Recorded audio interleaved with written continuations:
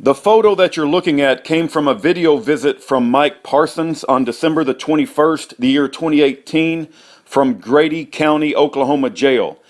The amount of red tape that we had to go through to set this up, and then the miracle of God that it actually happened, I could spend hours discussing. But for those that may not know, there is a website called Justice for Justin. It's the number 4, Justice, the number 4, Justin.org. He was a 20-year-old young man who was in a federal prison system being transferred to California, I believe, and they found him hanged in his isolation cell. The family does not believe it. He was about to get out, and it was for marijuana charges. There was no reason for Justin to commit suicide. And yet when Mike Parsons goes to the same jail where he's not even allowed to have shoelaces, he finds a rope-like thing that looks like it's cut out of somebody's orange overalls, and it's in his isolation cell, almost implying like the guards are saying, why don't you just hang yourself like Justin did, and we don't have to worry about you anymore. But Mike reported this contraband rope to the guards, and they didn't even take it away from him. They don't care. It's like they're almost implying, just go ahead and hang yourself like Justin did, and we'll be done with you. But Mike's not going to do that. He's a fighter, and I wanted you to see this photo. Now, my wife and I'll also do another introduction, and then after this introduction, which is about 2 minutes, you're going to actually see the video visit from Mike Parsons. It's a long video, but we don't shorten things up to make things popular or pleasant. I mean, the man's about to spend 8 years in prison. We can spend an hour of our life listening to his story. So here's our introduction, and then here's Mike. Good morning, everyone. It's 10:24 Central Standard Time here in Dallas, Texas. It's Friday, December the 21st, 2018. We received a home wave call from Mike Parsons. He's in Oklahoma, and we were very fortunate with Rudy's dogmatic persistence to get this home wave video for you today. I think it's really important. I think Mike covers all the important points. You can see he's a humble man that's a pilot that ran for office and won, and his vote was stolen from him. He was shot at, and he built his own house, and he's been targeted by the deep state for exposing government corruption, and that's the definition of a political prisoner, and he's locked away here in the United States of America. It's a disgrace what our justice system has become. I'm very disappointed. This isn't the country I thought I grew up in, and he's going to tell you all about it in this upcoming video. Of course, we didn't get what we paid for, which is typical in the prison industrial complex. The Kennel, read that by Dr. Kent Hovind. Pen name was Elijah Green, written from the inside, from a dog's perspective. They're trying to kill Mike Parsons right now, and he'll tell you about that as well. Also, before we get to the video where Mike Parsons, we actually got him a video visit from Oklahoma, as my wife says. They've got his wife in prison. She had to turn herself into an Alabama prison, and they entrapped her. It was a complete farce, and it's just a travesty of justice what they've done to both Mike Parsons and Mike Parsons' wife. But given that Mike Parsons will likely transfer to a federal facility within the next few days, to get a video visit from him is very rare, and it's a blessing from God. And so I pray that you listen very carefully to what Mike has to say. I pray that you listen to this man. I pray that you take the time to write him a letter as well as his wife a letter, and let them know they have not been abandoned and that you care about them. Here's Mike Parsons from Grady County, Oklahoma. Keep in mind, this is the same jail where Justin Thau was found hanged to death, and they said it was a suicide, but his family does not believe that, and they're suing to get the videos, and the jail is refusing to let the videos go. But here's Mike Parsons from Grady County Jail in Oklahoma.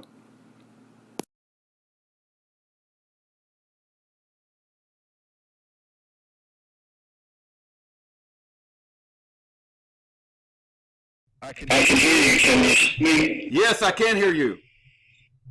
Can you see me? Yes, I can see you. Can you see me? No, I can't see you. I can hear you though. Oh, mercy. What's going on? Hold on. Okay, we got about 42 minutes, Mike, and I'm kind of thinking I do have some information to relay from your wife. I do have some information to relay to Bradley, but rather than waste this video doing that, because I don't think it's absolutely critical right now, I'm able to record this, Mike, and so if you want to tell your story from the beginning to the end about what they did to your wife, how they gave you a false felony charge, this may be a great opportunity to do that. I wish you could see me. I don't know why you cannot. I don't know.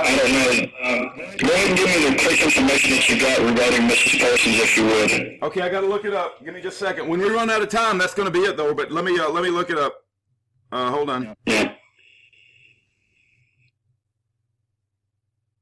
Let's see.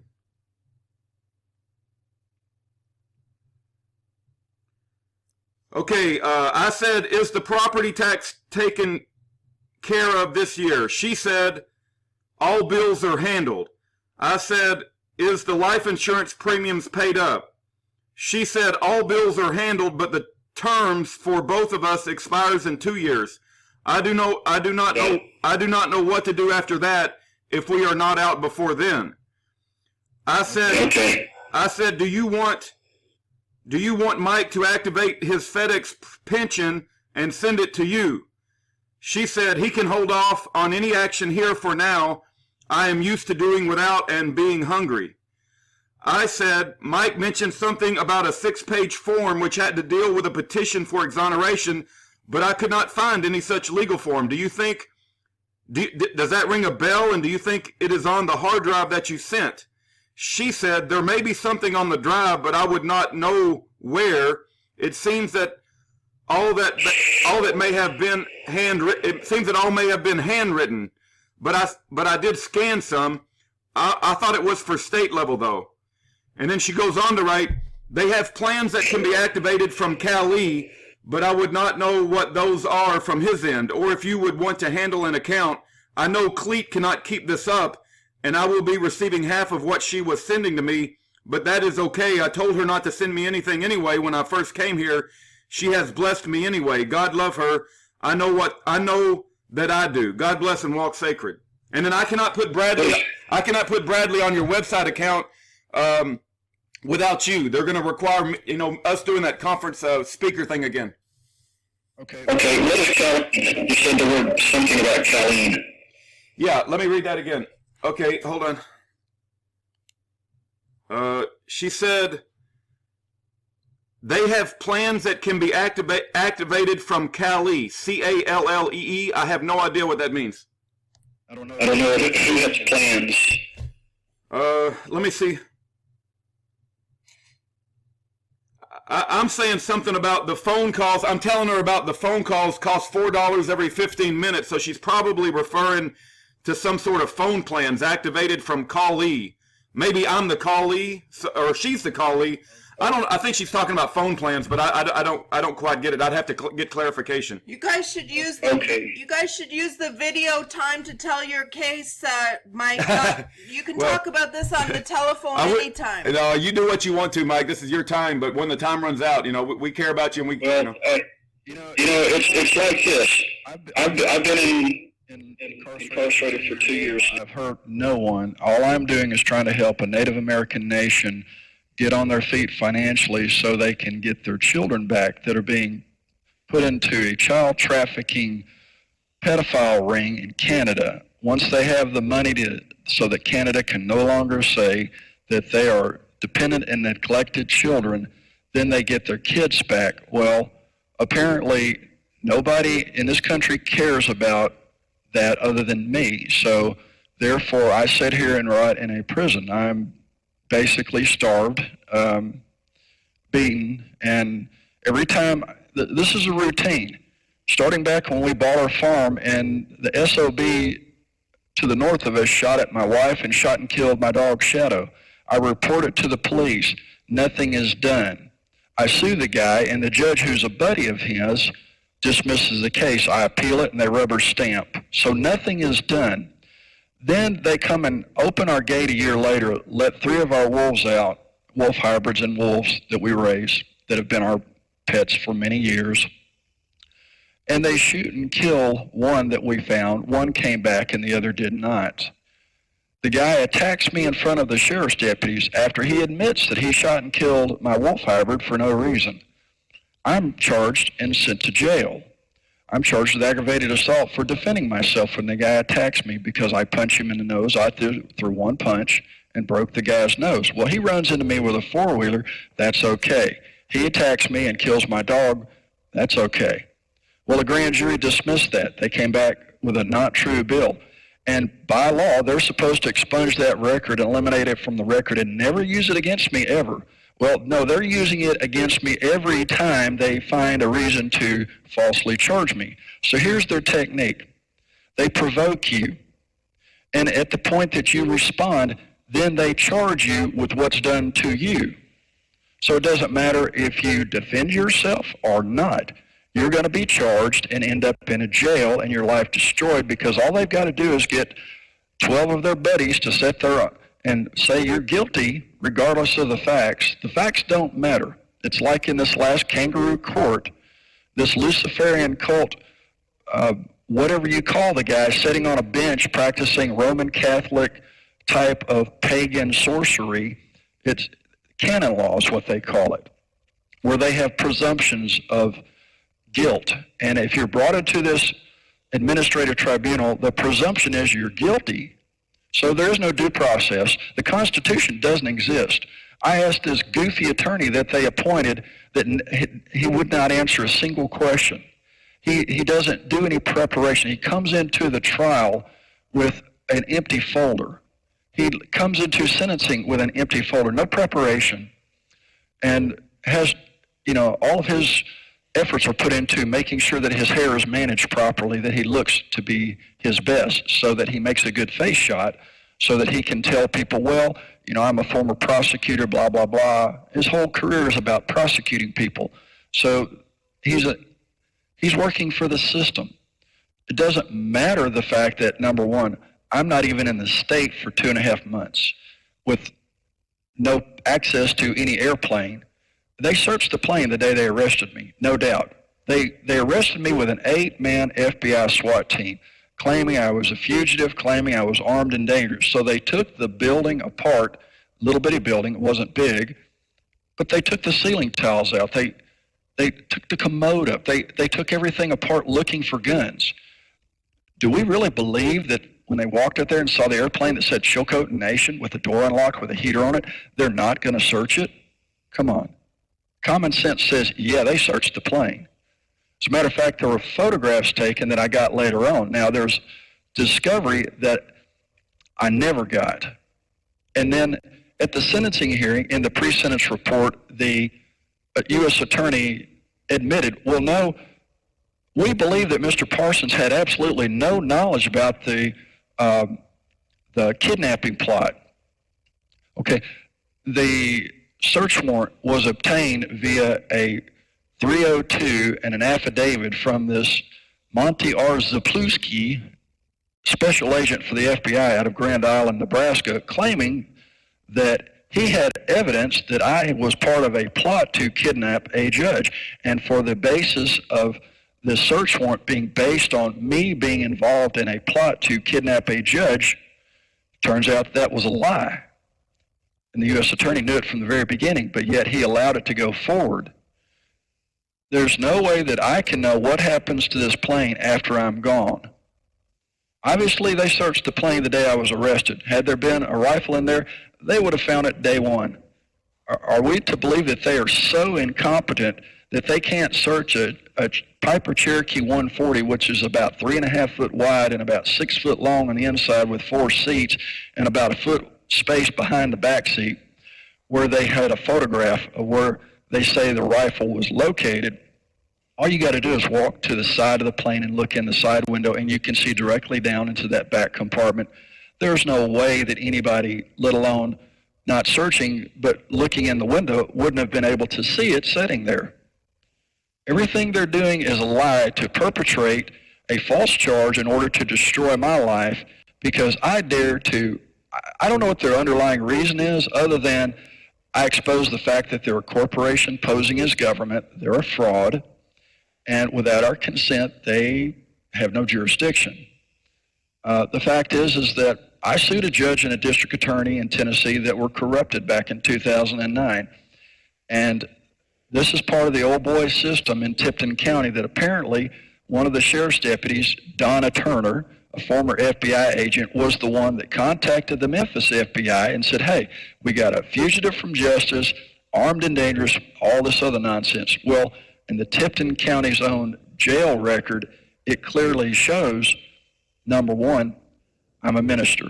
Number two, I'm not an escape risk. Number three, I'm nonviolent.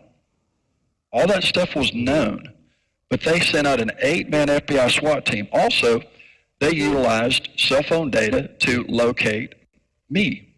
Now, number one, if I'm trying to hide, obviously I'm not, because I not only had a cell phone, I had 2 cell phones that I was using. They could have just called me.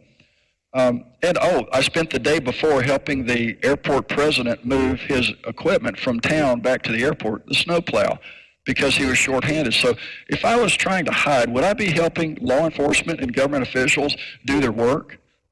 No, I wouldn't. Point is, I had no court order, no directive, no agreement, no contract to appear in that court.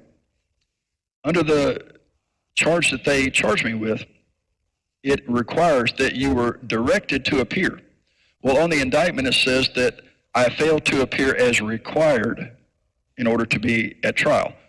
Well, as required is not the law. It's as directed, and they couldn't put that in there because there was never a directive. I asked all of the people, all of the state's witnesses, did you have a order for me to appear? And they said no. I said, was there a directive? No. Was there an agreement? No.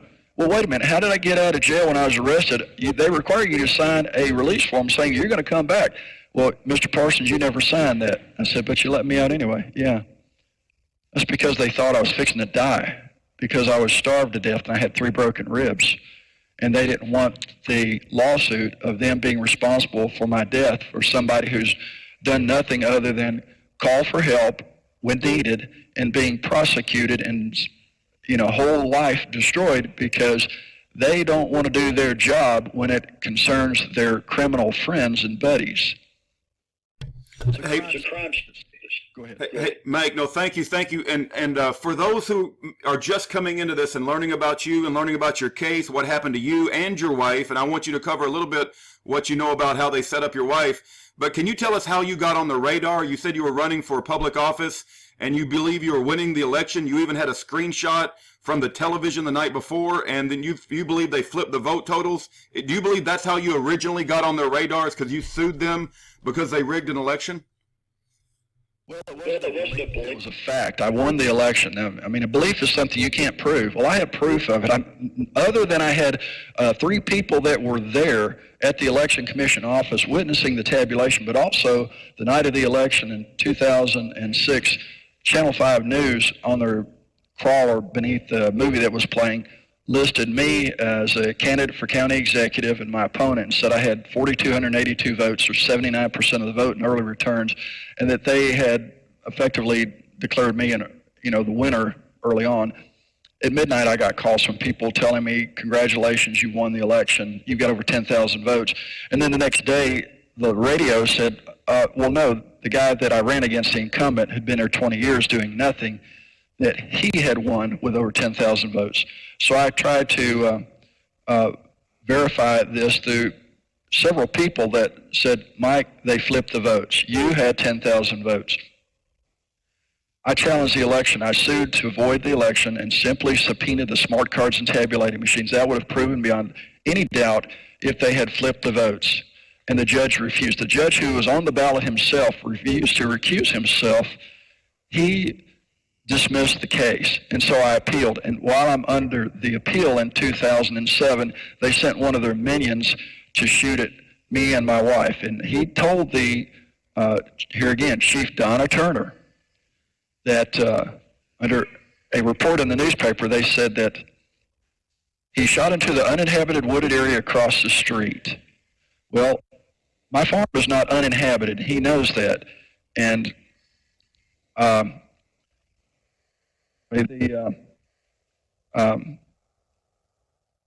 Well, didn't care anything about that. He said, I witnessed him shooting at my wife and my pet Rottweiler Brandy, and then at me as shots were flying to her as she's running to me. And I told the guy to stop shooting, put his gun down, that he's under citizen's arrest. Now, I talked to a guy yesterday that was there in the CCA prison in Nevada with the Bundys for some time, and we talked for a while, and he said that, he told me about them having attorneys and how they argue their cases.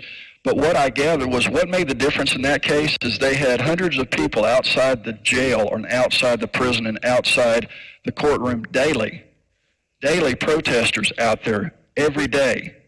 That's what America didn't see, is that the support these people had, their fellow man standing up for them, because they knew, the government knew and the media knew, exposing all these people pissed off about their fellow man's life being destroyed, being locked up in a cage for exercising their God-given right to provide for themselves. In this case, they were feeding cows out in the middle of nowhere. In my case, I've got a right to be on my wolves and my wife. I've got a right to report crime. I've got a right to defend myself. I've got a right to run for elective office. All these rights inherent through, the Declaration of Independence, recognize a right comes from God, not from man, and it's spelled out in the Constitution. The right to bear arms shall not be infringed. Well, they come up with this stupid 1968 Gun Act saying, well, we can't take their guns, but we'll say if they're interfering with interstate commerce, then we'll take their guns. Well, wait a minute. Just because a weapon is built, manufactured in one state and sold in another state is not interfering with interstate commerce. That's the stupidest thing I've ever heard. But that's what they're saying, and they get the people on the jury that are totally ignorant. And you're not allowed to explain this to them. They're not going to let you read the law, but under Article 1, Section 8 of the Constitution of the United States, Congress has the power to regulate commerce between the states and foreign nations, between the states and Indian tribes, not between the people. It gave Congress no authority to regulate commerce between the people. And me, as a live man on my own, I have the right to have property. So even if I had a rifle, that's not regulated by a commerce clause of the Constitution. Mike, I think that's very powerful what you just said, and let me share this with you too. We're getting down to the last 11 minutes.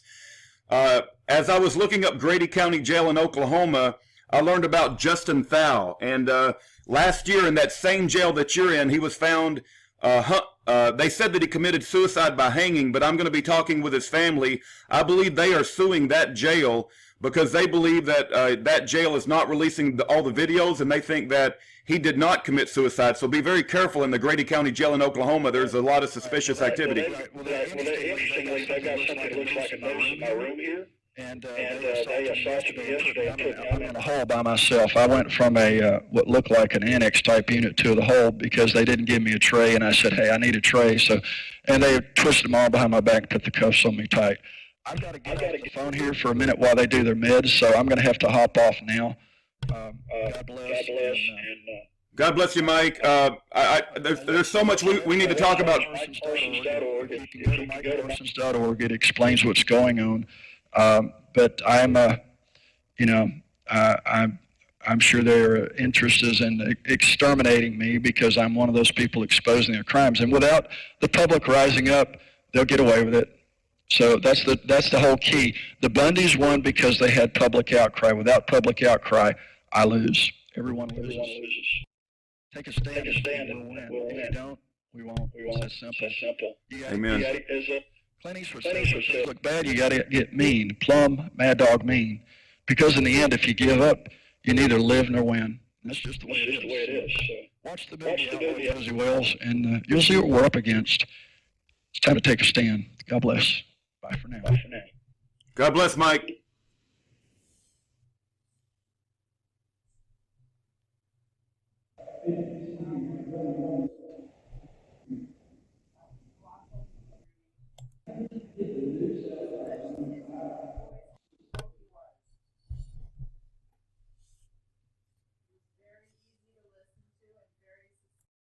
me because I'm paying for two-way video, but I guess we'll just have to deal with it. I really apologize for about that. I allowed my camera, and it does work in the test. Well, let me finish up with explaining what happened to my wife. I just sent you a 1-minute message about that. You should get it, hopefully, but I'll reiterate that basically the FBI was posing as a fugitive recovery company that was, in fact, a licensed, bonded, legitimate company on the internet. Hey, Mike, I'm so sorry. Mike, I had problems with the audio. Can you please start again? And I'm going to put my microphone on mute so I get good audio. I'm so sorry about that. No problem. Let me know when you're ready. Say, go ahead. All right, go ahead in 2 seconds. All right. 3, 2, 1. Okay. The FBI posed as a fugitive recovery company and contacted Mrs. Parsons and said that they had a lawful court order for my release that they had received from the Chilcote Nations Court, which is an international court. And they said it was a lawful court order for my release and they needed some money. And she laughed and said, well, I don't have any money. I'm unable to help you.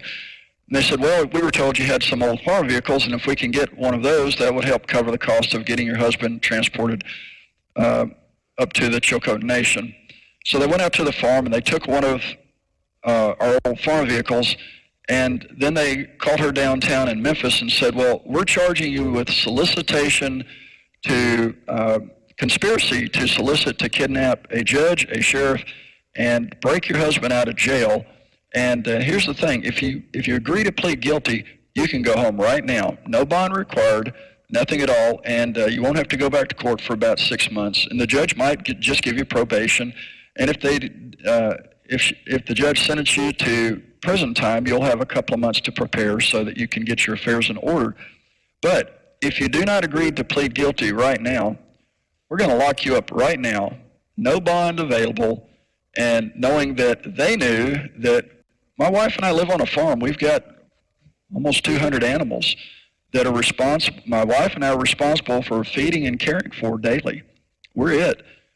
And she couldn't handle that. She knew that this meant the death of all of our animals, which is our family. So she was extorted into pleading guilty to something she was not guilty of. And she was told by her attorney that she couldn't say anything to anybody over a recorded call. In other words, you can't say anything to your husband who's locked up in the Tipton County, Tennessee jail right now being starved. And so I didn't know anything about this until the day after she was forced to go to court and plead guilty. Once I found out, I immediately said, you need to withdraw your plea, immediately withdraw your plea. And she didn't have the ability to do that because this lawyer that she hired, this bar card attorney whose loyalty is to the London Lawyers Guild, the American Communist Party, they're totally anti-American. He prevented her from withdrawing her plea, and he refused to acknowledge to the court that her husband, being an ambassador of another country, and under Title 18, Section 1201A, United States Code, look it up, 1201A, in Title 18, United States Code 1201A. Please read that. It's illegal for anybody, and that includes this corporation posed against government, to arrest, detain, in any way kidnap a foreign official. And the definition is found in, I think it refers you to Title 18, 1116, but a government official starting off as ambassadors, and it also includes their family, and it says irrespective of recognition by the United States.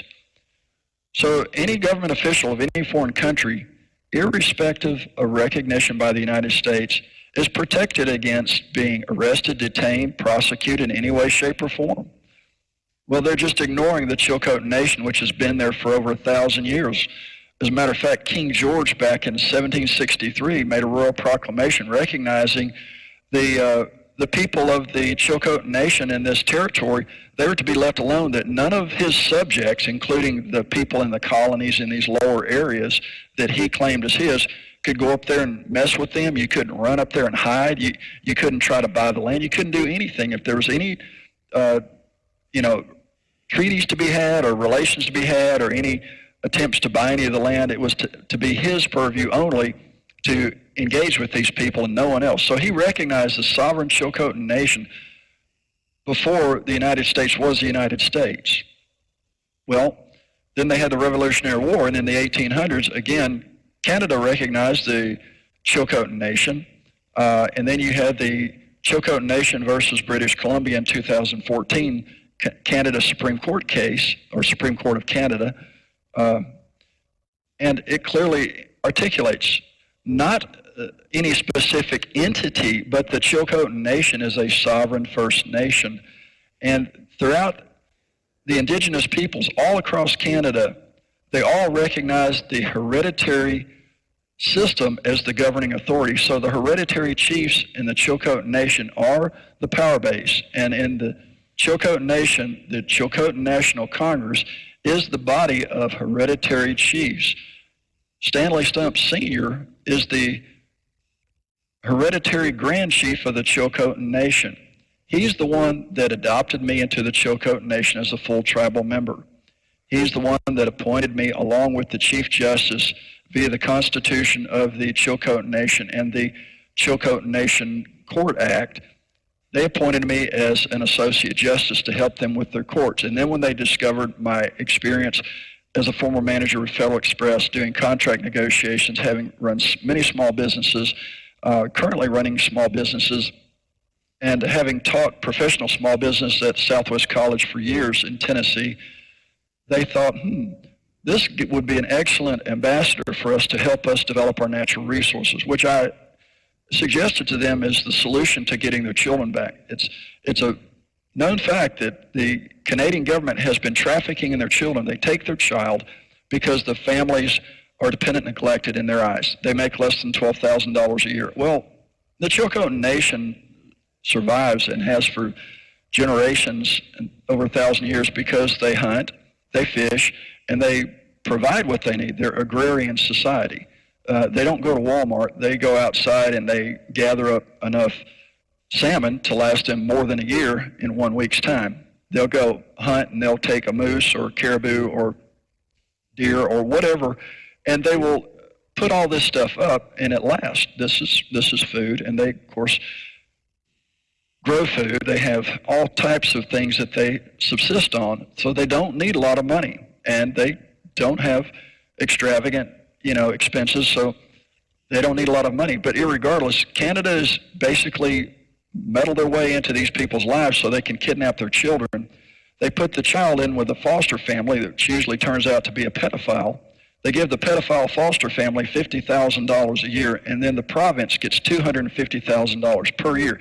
So in one province, or in one area of the Chilcotin, one community that's got about 1,500 people there, over 300 of their children have been kidnapped.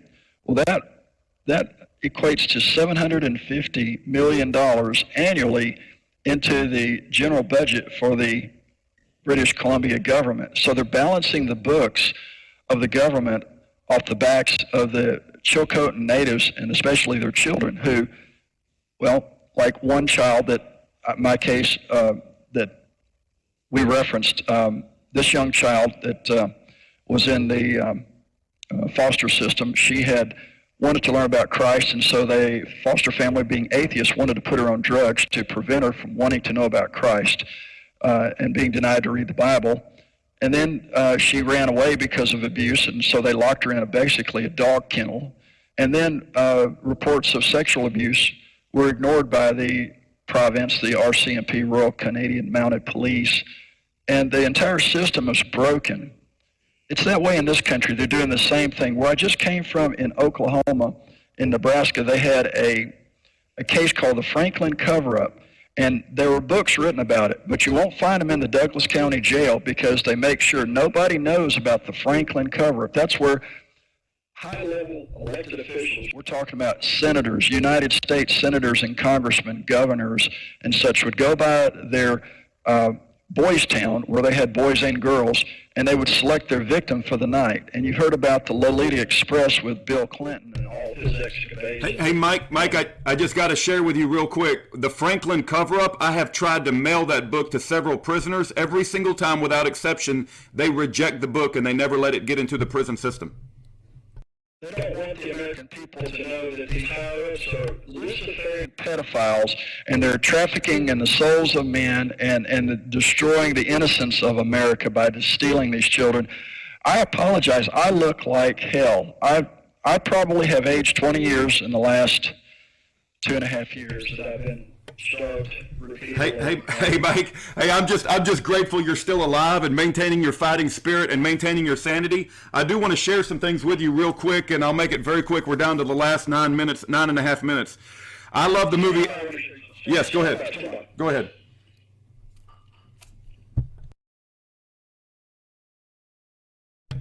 I do have some things. I do have some things. Do you see this? Yes, I see it. This is what I found in my room hanging. Does this look like you can make a nice little noose out of it? Mike, let me share some things with you real quick. So Justin Thau was 20-year-old Asian man. He was in the federal system, and he was found hung in his isolated cell. Let me read this. During the transfer to California, Justin was held overnight in Oklahoma jail, Grady County, the same jail you're in. On the morning of November the 16th, 2017, it was reported that Justin was found unconscious on the floor of his cell with a towel around his neck. The jail claimed that he tried to kill himself while in solitary confinement. As the family demands answers, the accounts of Justin's death become less consistent and even more unclear. They have demanded the videotapes, and the jail has refused to provide them. The last thing he was reported to say to the jailer when they came and got him before he died was, "Please help me."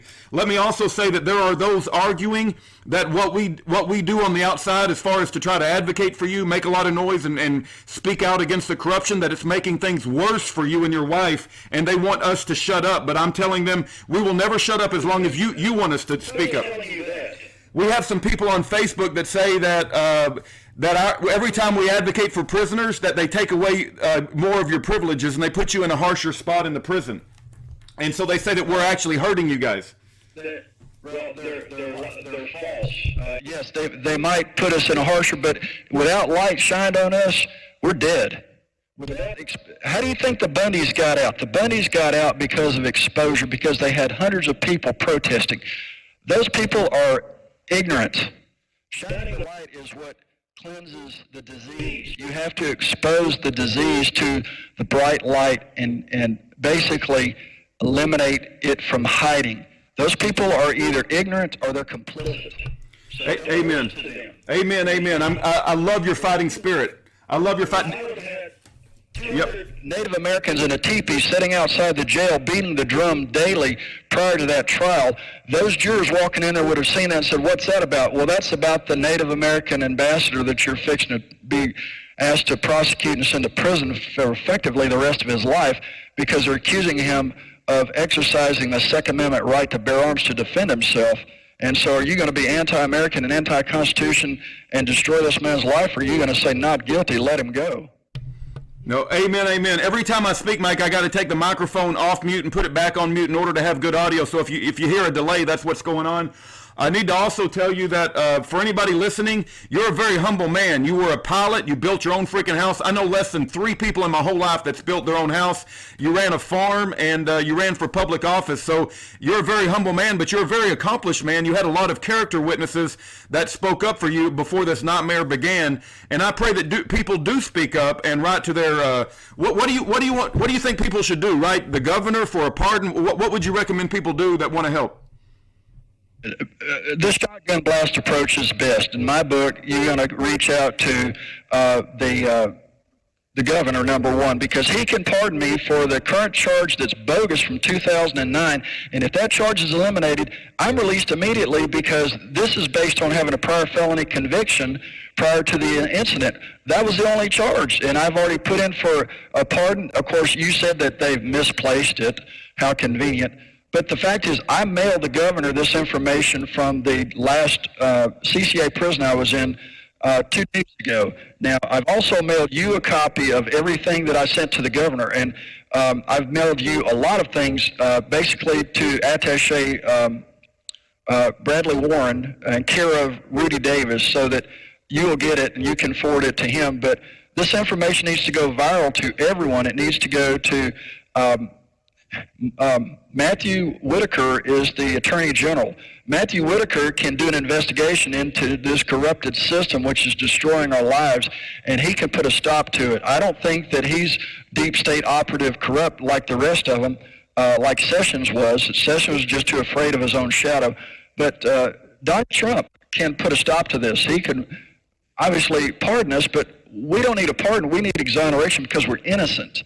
A pardon is basically saying, okay, you did something wrong, but we're going to overlook that. Well, we did nothing wrong. We've done nothing wrong. My wife is sitting in a federal prison for basically being forced into pleading guilty to something she had nothing to do with to protect our animals so that they would not die. Mike, we just entered the last 4 minutes and 45 seconds. My wife has a question. Did you get the 1-minute video message that I sent to you earlier? I just want to make sure that does work. No, I've seen nothing you sent me. Okay, I did send you a 1-minute video message. Okay, go ahead. Aaron. Okay, guilty plea is not an admission of... A plea deal. A plea deal is not admission of guilt, and I want everybody to know that. The other thing is, I want to know if that cord that you just held up, please hold it up again. I want to know if that's something standard that you find in prison, because I know you guys don't even have shoelaces in there. No, this is what you call contraband. And I told the officer, I said, hey, they've got something, I don't want them to think that it's mine. It looks like it could be made into a noose or something, and it's not mine, and y'all need to do something with it. And they've never came and got it. When they had me go locked down so they could do the meds, I showed it to them, and they're walking by now. I'm showing it to them. They're sitting there looking at it. I'm holding it up. Don't even have Hold on, shoelaces. I got to take you off mute. You guys don't even have shoelaces in there, do you? No. Okay. Well, thank you. Thank you. I'm very concerned, but I know the Lord will be with you, Mike, and we often pray for you, and we pray that God uses this situation, what they intended for evil, God will use for good. And like you said, we have to get mad dog mad at these reprobates and these just hellhounds that are targeting innocent people all over our country. You know, there's a term called righteous indignation. If people would demonstrate a little bit of that and contact the guy, Mike Pompeo, that's over the State Department and his staff, and say, hey, you got a guy here who's an actual ambassador of another country. It's a small country, and your own law says that irrespective of recognition by the United States, we've read the statute, you can't hold the guy. And under the Vienna Convention the Vienna Convention that the United States is a signatory to, I think it's under 39, it says that upon notification to the state, not recognition of, but notification to the state, I'm recognized as an ambassador and I have immunity. Well, on the 19th of January of 2017, notification was effective because the United States State Department issued a recognition of my A1 visa application confirmed. I've got a confirmation number that I've sent to you and everybody else. And if you will post, if you haven't, and reiterate, I sent you a copy of the brief explaining why Mrs. Parsons' charges are false. Sent that to the court. I haven't got a response back yet. But if people read through that, it takes it's a couple of pages, but it explains how they never had jurisdiction over me or my wife. My immunity transfers to my family, and my wife being framed by the FBI, this is an entrapment framing 101. It's a crime that they're doing. They're doing this to people all over the country. They're trying to do it to Trump and his family, and obviously they're a well-oiled machine. They have a book that they go by. They accuse you, and then when you respond, they charge you, and there you go. So you have to stand up. You have to shine the light on this in masses. Go to your church and talk about this. Get your people involved, because America's being destroyed right now in front of you. Your family has no future unless you want to be a slave and suck up to this corporation posing as government. If you don't care about the republic for which it stands, one nation under God, shut up and sit down and lay down and enjoy the chains that sit lightly across your shoulders, as I think it was Samuel Adams once said. Because we care not for your arms or your counsel. You know, you were never one of us. If you live in having freedom, speak out. If you like liberty, if you like to be able to be an American, stand with me. Mike, we admire your fighting spirit, and maintain your sanity, and know that there are those who care. I know you may not see them, but there are those out here who understand what's happening to you. We understand the nature of the evil, and I pray that God uses your situation to get glory and to get you and your wife out of that hellhole prison that you're in. And if let us know, and we'll stay in touch. Right. One of the things that they hate most, you see this gold ring on my finger that's been there for over 33 years?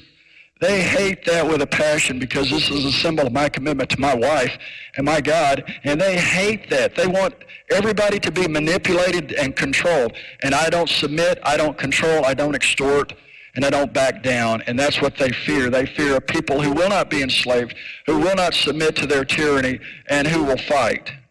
And though I haven't thrown any punches at these people, All right, that was Mike Parsons that cut him off. I'm down to 0 minutes. Can you explain that plea deal thing I was saying? Well, we're still going if you want to come over here.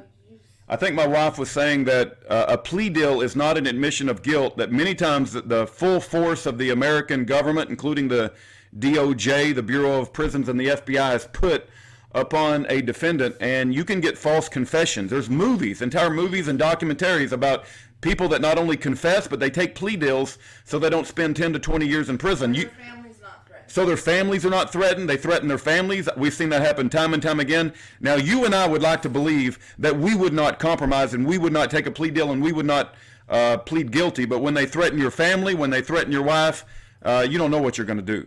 And so we know how evil the people in these prisons are. We know how evil the law enforcement agents have become. And what's happened to Mike Parsons and Pat Parsons is an atrocity. I pray that you look him up on yearofjubilee.com. Jubilee is spelled with one E. Find his address. We're going to try to keep that updated. And I pray that you mail him a letter. It would not surprise me all throughout the month of December and January that they do diesel therapy to Mike. But thanks for listening. Bye-bye.